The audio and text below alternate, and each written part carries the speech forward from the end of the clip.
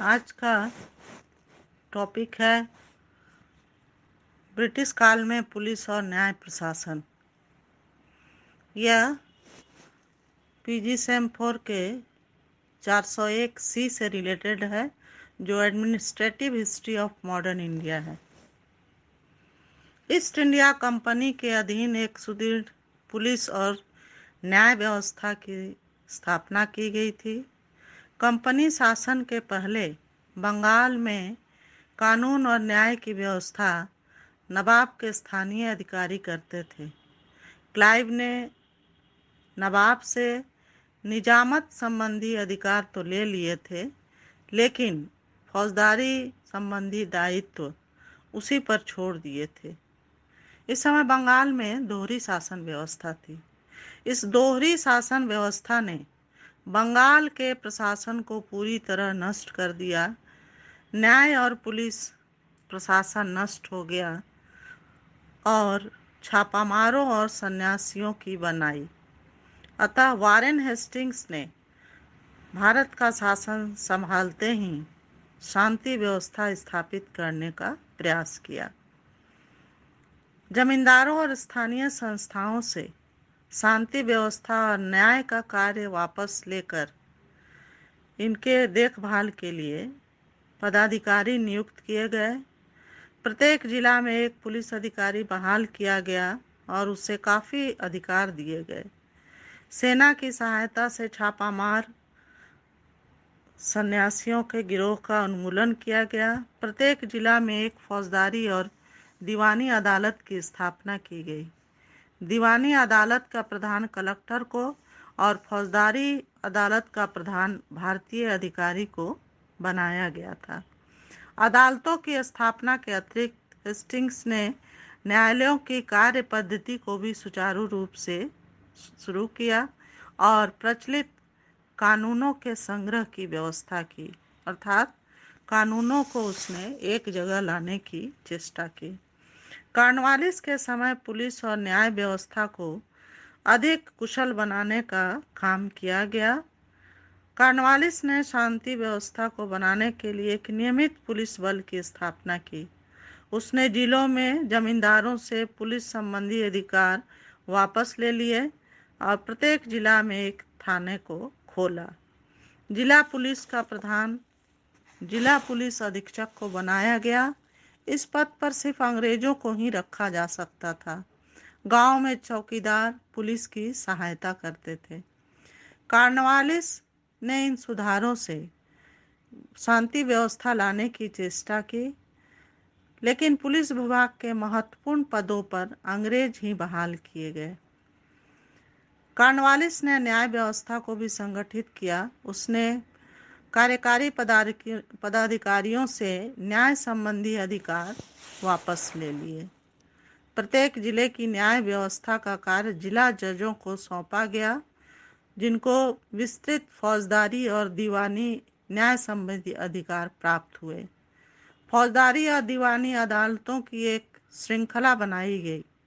दीवानी मामलों की सुनवाई का कार्य क्रमशः मुंसिफ, रजिस्ट्रार, जिला न्यायालय, प्रांतीय न्यायालय तथा कलकत्ता की सदर दीवानी अदालत को सौंपा गया।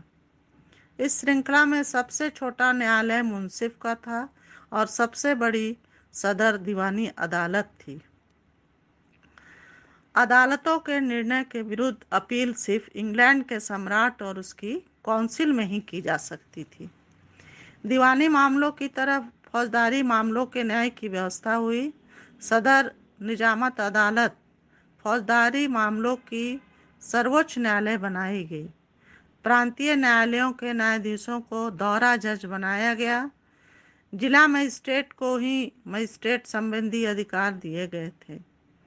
इन न्यायालयों के प्रधान भी अंग्रेज ही होते थे, यद्यपि उनकी सहायता के लिए छोटे पदों पर भारतीय सहायकों को भी नियुक्त किया गया।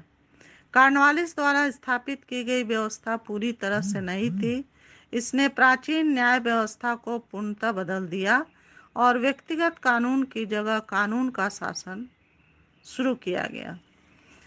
कॉर्नवालिस द्वारा स्थापित व्यवस्था अनेक वर्षों तक चलती रही 1801 में सदर दीवानी अदालत और सदर निजामत अदालत को गवर्नर जनरल और उसकी काउंसिल से अलग कर दिया। 1811 में सदर दीवानी अदालत के गठन में परिवर्तन हुआ। अब इसमें एक प्रधान न्यायाधीश और 3 जजों को बहाल किया गया। कॉर्नवालिस के बाद पुलिस और न्याय व्यवस्था में सबसे महत्वपूर्ण परिवर्तन लॉर्ड विलियम बेंटिक के शासन काल में हुआ। उसने थाने और दारोगा के अधिकार को बनाए रखते हुए भी पटेलों, अमीनों और जमींदारों को पुनः पुलिस संबंधी अधिकार दिए। पुलिस विभाग के कार्यों पर निगरानी रखने के लिए प्रांतीय पुलिस अधीक्षक के पद का सृजन जो पहले किया गया था, उसे बेंटिक ने समाप्त कर दिया। बेंटिक ने 1831 में प्रांतीय अदालतों और दौरा न्यायालयों को समाप्त कर दिया। जिला के प्रधान न्यायाधीशों से फौजदारी संबंधी अधिकार लेकर डिस्ट्रिक्ट जजों को दे दिया। आगरा में भी एक सर्वोच्च न्यायालय और इलाहाबाद में सदर दीवानी और सदर निजामत अदालत की स्थापना की गई। बेंटिक कॉर्नवालिस की तरह अनुदार नहीं था, इसलिए उसने न्याय सेवा में संलग्न भारतीय पदाधिकारियों के अधिकारों में वृद्धि की। यह एक महत्वपूर्ण परिवर्तन था। भारतीयों को भी अब प्रिंसिपल, सदर, अमीन, डिप्टी मजिस्ट्रेट, सबऑर्डिनेट जज के पद दिए गए और इनके अधिकारों में वृद्धि की गई। बेंटिक के समय लॉर्ड मैकाले की अध्यक्षता में एक विधि आयोग का गठन किया गया। इस आयोग ने पश्चिमी देशों में प्रचलित कानून के आधार पर भारतीय दंड संहिता तैयार की, जो अंग्रेजों के अधीन कानून व्यवस्था का मुख्य आधार बनी। इससे देश में समान रूप से लागू किया गया था। कंपनी शासन के अधीन न्याय के क्षेत्र में हम लोग देखते हैं कि महत्वपूर्ण परिवर्तन हुए थे। समूचे भारत में अब कानून का शासन शुरू हुआ। यद्यपि अंग्रेजों ने जो कानून बनाए थे उसमें ब्रिटिश हितों की रक्षा की गई थी, भारतीयों के साथ विभेद किए गए थे, तथापि इसका एक लाभ यह भी हुआ कि कोई भी व्यक्ति या अधिकारी मनमाने ढंग से न्याय नहीं कर सकता था, कानून को तोड़ मरोड़ नहीं कर सकता था। यदि कोई सरकारी पदाधिकारी भी कानून को भंग करते तो उन पर मुकदमा चलाया जा सकता था। कंपनी के न्याय प्रशासन की एक दूसरी मुख्य विशेषता थी कि इसने सभी भारतीयों को न्याय के सम्मुख एक समान दर्जा प्रदान किया। यूरोपियों के लिए अलग कानून थे और इस न्याय प्रणाली में कुछ कमियां भी थी। न्याय प्रक्रिया काफ़ी लंबी, महंगी और खर्चीली थी, जिसका ज़्यादातर लाभ हम लोग देखते हैं कि जो धनी होते थे, जो प्रभावशाली व्यक्ति थे, वे इस व्यवस्था का लाभ उठाते थे। गरीब और असहाय को न्याय मिलने की उम्मीद कम ही रह पाती थी। इस प्रकार हम लोगों ने देखा कि ईस्ट इंडिया कंपनी के अधीन किस प्रकार की पुलिस और न्याय व्यवस्था थी। धन्यवाद।